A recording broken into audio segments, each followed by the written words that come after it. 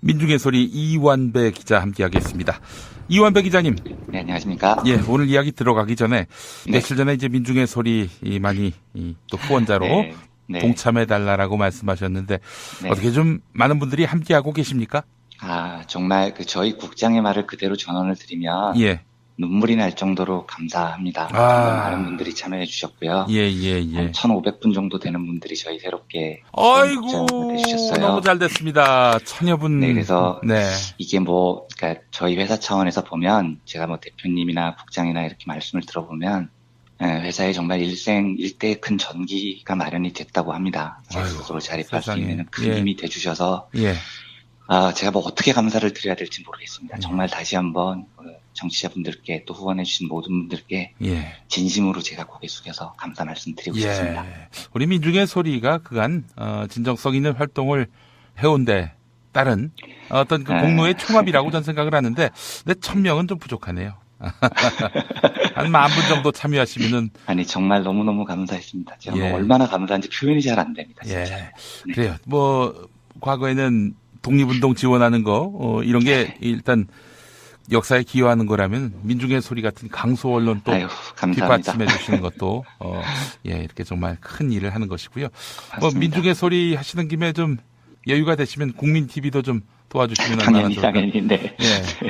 김용민 브리핑은 절대 후원하지 마십시오. 여기는 광고로만 운영하는 곳이기 때문에, 우리 민중의 소리 같은 강소 언론 여러분 많이 사랑해 주시고요. 감사합니다. 국민TV도 많이 또 사랑해 주시고. 알겠습니다. 삼성은 도와드릴 일이 없죠? 네.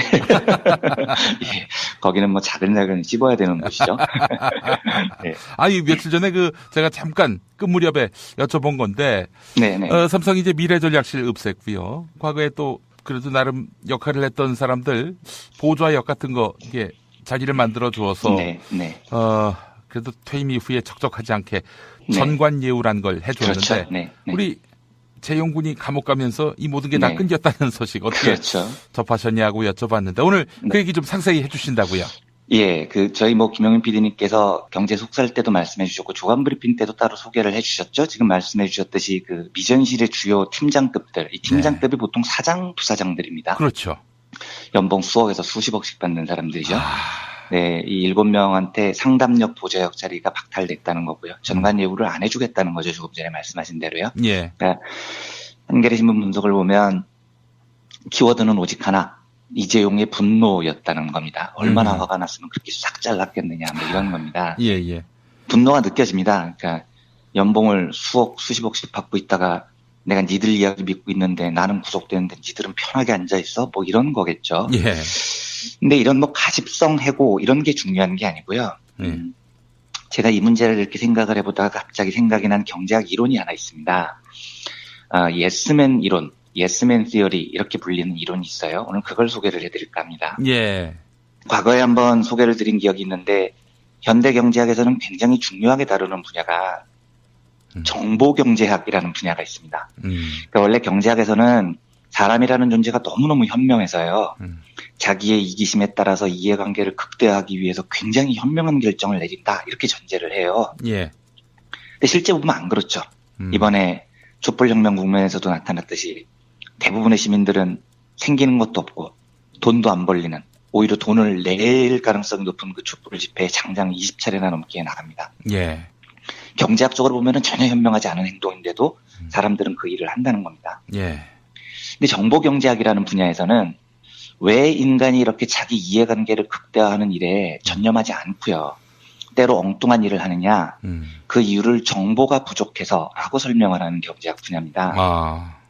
예를 들면 이 정보경제학 분야에서 제일 중요하게 다루는 이론이 주인 대리인 이론이라는 게 있어요. 이제 얼핏 제목만 들으면 주인 대리인 이론에서 주인이 더 많은 주도권을 쥐고 있을 것 같잖아요. 근데 그게 아니고요. 이 이론에서는 주인이 멍청한 사람으로 묘사가 됩니다. 사례를 들어보면 이렇습니다. 용민이라는 주인이 있어요. 그리고 이제 완배가 대리인입니다. 근데 이제 주인인 용민이가 딸기맛 사탕을 먹고 싶었던 거죠. 그래서 대리인은 완배한테 3,000원을 줍니다. 그리고 야, 완배야 슈퍼마켓 가서 딸기맛 사탕 좀 사와라. 이렇게 시킨 겁니다. 근데 대리인 완배가 돈을 들고 슈퍼마켓을 갔는데 이 상황이 중요합니다. 실제로 슈퍼마켓에서 사탕을 고르는 완배는 사탕에 대한 정보를 다 알고 있습니다. 예. 슈퍼마켓에서 딸기맛 사탕을 파는지, 그걸 얼마에 파는지 이런 걸 다 직접 눈으로 보고 정보를 취득하죠. 그래서 대리인은 다 알아요. 근데 정작 딸기맛 사탕을 사오라고 시킨 주인 용민이는 그 슈퍼에서 어떤 사탕을 파는지, 얼마에 파는지 아무 정보가 없습니다. 이때 바로 정보경제학에서는 정보의 불균형이 생긴다고 가르치는 겁니다. 예. 이 정보 불균형 상황에서 어떤 일이 벌어질 수 있냐면요. 대리인이 주인의 뜻을 어기고 속이는 거예요. 그러니까 3,000원을 받았는데 1,000원 딸기맛 사탕이면 2,000원을 남겨가야 되잖아요. 예. 근데 어차피 주인은 모르니까요. 용민이는. 자기는 3,000원을 다 썼다고 주장을 하고 딸기맛 사탕이 3,000원이던데요 하고 2,000원을 먹어버리는 겁니다. 예. 그러면 주인 입장에서 뭐라 그러겠습니까? 슈퍼에서 딸기맛 사탕을 얼마에 파는지 자기는 못 봤잖아요. 그러니까 화를 낼 수도 없고 뭐 때릴 수도 없고 그냥 딸기맛 사탕을 3,000원짜리라고 믿고 먹을 수밖에 없는 거예요. 예. 그러니까 정보가 없는 주인은 대리인의 말을 믿을 수밖에 없다. 이게 바로 주인 대리인 이론의 핵심 모델입니다. 예. 이 정보 불균형이 나타나는 대표적 분야가 정치입니다. 그러니까 시민들이 주인이고요. 시민들을 대리해서 뽑힌 국회의원들이 바로 대리인인 겁니다. 근데 이 상황에도 심각한 정보 불균형이 존재하죠. 그러니까 대리인인 국회의원은 다 알아요.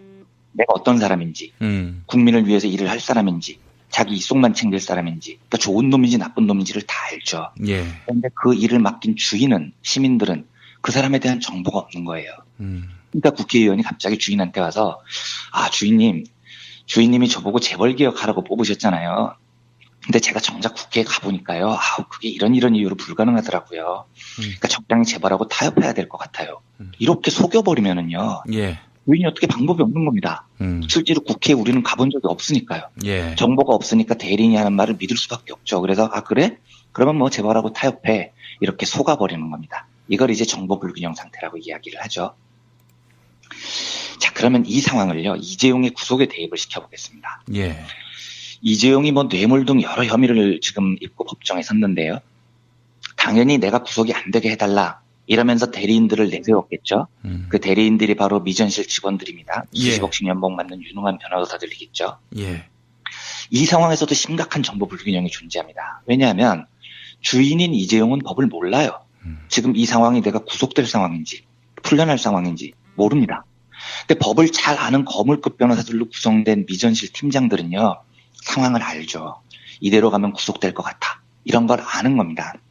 이 상황에서 서로 대화를 하는데 대리인이 주인을 속여버리는 거예요. 부회장님 절대 구속 안 되십니다. 걱정하지 마세요. 무죄를 주장하세요. 전부 부인하세요. 이렇게 조언을 해버리면 법을 모르는 주인 입장에서는 대리인을 믿을 수밖에 없지 않습니까? 그냥 속아버리는 겁니다. 딸기맛 사탕이 3,000원짜리인 줄 아는 거죠. 이 문제가 왜 생기느냐를 굉장히 정교하게 다룬 이론이 바로 예스맨 이론, 예스맨 시어리라는 겁니다. 이게 그 케니스 프렌더게스트라는 경제학자가 발표를 한 건데요. 어떻게 분석을 하냐면요. 왜 주인에게 돈을 받은 대리인이 주인의 최대 이익을 위해서 헌신하지 않고 거짓말을 하느냐. 그 이유는 대리인이 나쁘기 때문이 아니고 거짓말을 하는 게 대리인한테 제일 유리하기 때문이라는 겁니다. 딸기맛 사탕을 3,000원이라고 주장을 하면 2,000원을 먹을 수 있기 때문이라는 거죠. 근데 이런 겁니다. 이재용이 이제 비싼 변호사들 대리인들한테 평소에 이렇게 물어봤어요. 예. 야, 내가 지금 누구 등을 쳐서 도둑질을 하려고 하는데 할까 말까? 법적으로 어떻게 해석돼? 이렇게 물어보면요. 네. 정상적인 대리인이라면 그러시면 안 되죠. 등치고 도둑질하면 감옥 갑니다. 이렇게 조언을 해야 됩니다. 법리를 분석해서요. 예. 근데 수십억 연봉 받는 변호사 출신 임원들이 어떻게 대답을 하냐면 이미 질문 자체가요. 이재용이 나 도둑질하고 싶고 등쳐먹고 싶은데 이게 가능할까? 라고 묻는 심리에는 주인이 도둑질을 하고 싶다는 걸 알게 되는 겁니다. 예. 누구 돈을 등을 치고 싶은 거예요. 이재용이. 그러면 법을 잘 아는 대리인이지만 어떻게 답을 하는 게 제일 유리하냐? 주인님 그냥 등쳐서 도둑질 하세요. 이렇게 답을 하는 게 유리한 겁니다. 예. 왜냐하면 주인이 그 답을 듣고 싶어 하니까요. 그 답을 하면 주인이 그렇지? 등쳐도 되겠지? 역시 자네는 훌륭한 참모야. 하고 좋아하는 거죠. 예. 그러니까 결국 주인은 잘못된 정보를 얻고 누구 등을 쳐서 도둑질을 한다고 해서 잘못된 정보 때문에 나중에는 깜빵을 가게 됩니다. 이게 이제 정보 불균형이 낳는 심각한 오류라는 겁니다. 예. 프렌더게스트 교수가 예스맨 이론을 소개하면서 왜 정보를 완전히 알고 있는 참모들이 정보를 제대로 모르는 주인에게 잘못된 정보를 전달하느냐? 그 이유는 주인 때문이라고 말합니다. 주인이 평소에 예스라는 대답을 듣고 싶어 하기 때문에 대리인이 예스라고 이야기를 하는 것을 제일 유리하게 판단을 한다는 거죠. 이 상황도 그런 겁니다. 이재용의 대리인들한테 물어봤겠죠. 야, 내가 지금 삼성그룹을 통째로 먹으려고 하는데 이러면 돼? 그러면 정의로운 대리인이라면 아유 그러시면 안 돼요. 그러면 깜빵 가십니다. 이렇게 답을 하겠지만 예. 대부분의 대리인들은 주인이 원하는 답을 해주고 출세를 하고 싶기 때문에 예, 삼성을 통째로 그냥 공짜로 쳐두세요. 이런 조언을 하게 되는 겁니다. 예. 그러니까 결국은 프렌더게스트 교수의 지적은 근본적으로 주인이 예스 하는 답을 듣고 싶어 하는 한 절대로 대리인들로부터 정확한 정보를 들을 수 없다라는 겁니다. 예. 그래서 현대 경영학 조직 이론 중에서는요, 노우맨을 의무적으로 도입해야 한다라는 연구가 있습니다. 이걸 좀 어려운 말로 악마의 변호인, 데블스 애드보킷이라고도 부르는데요. 아예 제도적으로요, 조직에서 의사결정을 할 때 무조건 주인의 의견에 반대하는 사람을 반드시 두라는 거예요. 예. 이게 이제 바티칸 교황청에서 성인을 뽑을 때 이렇게 합니다. 교황이 저 사람 성인으로 추대할까? 하면 이 악마의 변호인은 무조건 반대를 해요. 교황 말에. 근데 이 제도를 왜 두느냐? 누군가가 반대를 하는 말을 들어야 리더가 자기 결정이 옳은지 그른지를 생각을 해보게 된다는 겁니다. 예. 그리고 리더가 올바른 정보를 예스가 아니라 올바른 정보를 취득하려고 할 때 전문가인 대리인들이 예스가 아니고 올바른 정보를 전달할 수 있게 된다는 거죠. 혹시 내가 리더인데 내가 내린 결정에 주변 참모들이 항상 다 예스 이러면 우리 스스로부터 의심을 해봐야 됩니다. 예. 특히 권력을 가진 사람들은요. 그리고 권력을 가질수록 자기한테 쓴소리를 할 수 있는 사람을 존중해야 이 정부 불균형 상태에서 벗어날 수 있다는 게 이 이론의 가르침입니다. 예. 이재용이 열받아가지고 유전실 팀장들을 해고했다는 얘기를 듣고 저는 이렇게 말하고 싶습니다. 그 이유는 네가 평소에 예스만 듣고 싶어 했기 때문이다. 그러니까 네 잘못이다라는 거죠. 예. 지금 한국의 재벌 의사결정 구조가 이 예스맨 이론에서 벗어나지 못해요. 어느 재벌이 자기한테 충원을 하는 사람을 가까이 두겠습니까? 다 자기가 듣고 싶은 이야기만 들으려고 하겠죠. 예. 그러면 그게 족쇄가 돼서 결국은 잘못된 정보를 얻고 본인마저 깜빡하게 되는 슬픈 결과를 낳는 겁니다.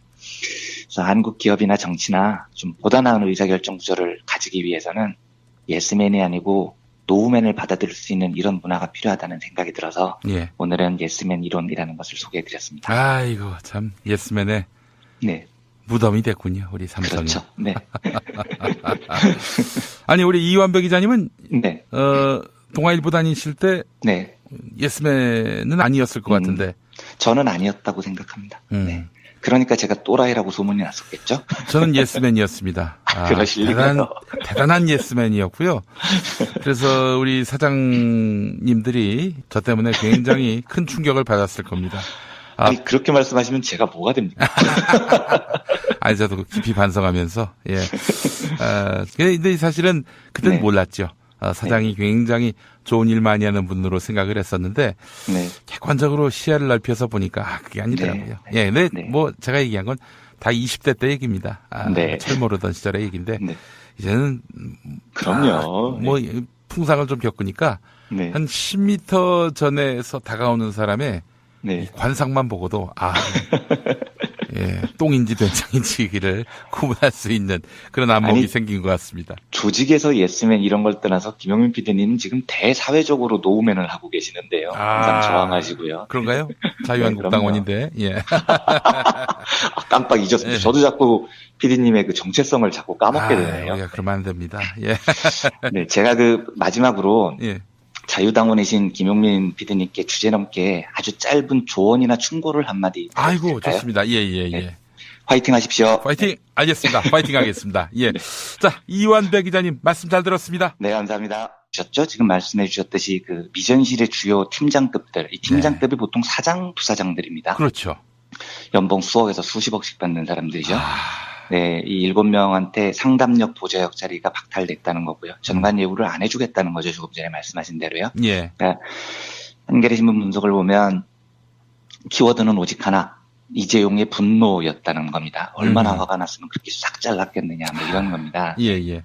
분노가 느껴집니다. 그러니까 연봉을 수억, 수십억씩 받고 있다가 내가 니들 이야기 믿고 있는데 나는 구속되는데 니들은 편하게 앉아있어? 뭐 이런 거겠죠. 예. 근데 이런 뭐 가십성 해고 이런 게 중요한 게 아니고요. 제가 이 문제를 이렇게 생각을 해보다가 갑자기 생각이 난 경제학 이론이 하나 있습니다. 예스맨 이론. 정치자분들께 또 후원해주신 모든 분들께 예. 진심으로 제가 고개 숙여서 감사 말씀드리고 싶습니다. 우리 민중의 소리가 그간 진정성 있는 활동을 해온 데 따른 어떤 그 공로의 총합이라고 저는 생각을 하는데, 근데 1000명은 좀 부족하네요. 한 10,000분 정도 참여하시면은. 아니, 정말 너무너무 감사했습니다. 제가 뭐 얼마나 감사한지 표현이 잘 안 됩니다. 진짜. 네. 그래요. 뭐, 과거에는 독립운동 지원하는 거, 이런 게 일단 역사에 기여하는 거라면 민중의 소리 같은 강소 언론 또 뒷받침해 주시는 것도, 이렇게 정말 큰 일을 하는 것이고요. 뭐, 민중의 소리 하시는 김에 좀 여유가 되시면 국민 TV도 좀 도와주시면 얼마나 좋을까요? 당연히, 네. 김용민 브리핑은 절대 후원하지 마십시오. 여기는 광고로만 운영하는 곳이기 때문에, 우리 민중의 소리 같은 강소 언론 여러분 많이 사랑해 주시고요. 감사합니다. 국민 TV도 많이 또 사랑해 주시고. 알겠습니다. 삼성은 도와드릴 일이 없죠? 네. 거기는 뭐 작은 씹어야 되는 곳이죠. 네. 아니, 며칠 전에 제가 잠깐 끝 무렵에 여쭤본 건데, 삼성이 이제 미래전략실 없앴고요. 과거에 또 그래도 나름 역할을 했던 사람들 보좌역 같은 거 이게 자리를 만들어 주어서, 그래도 퇴임 이후에 적적하지 않게 전관예우란 걸 해주었는데, 그렇죠. 우리 재용군이 감옥 가면서 이 모든 게 다 끊겼다는 소식 어떻게 접하셨냐고 여쭤봤는데 오늘 그 얘기 좀 상세히 해주신다고요? 예, 저희 김용민 PD님께서 경제 속살 때도 말씀해 주셨고 주간 브리핑 때도 따로 소개를 해주셨습니다. 민중의 소리 이완배 기자 함께하겠습니다. 이완배 기자님. 네, 안녕하십니까? 예, 오늘 이야기 들어가기 전에 며칠 전에 이제 민중의 소리 많이 또 후원자로 동참해달라고 말씀하셨는데 어떻게 좀 많은 분들이 함께하고 계십니까?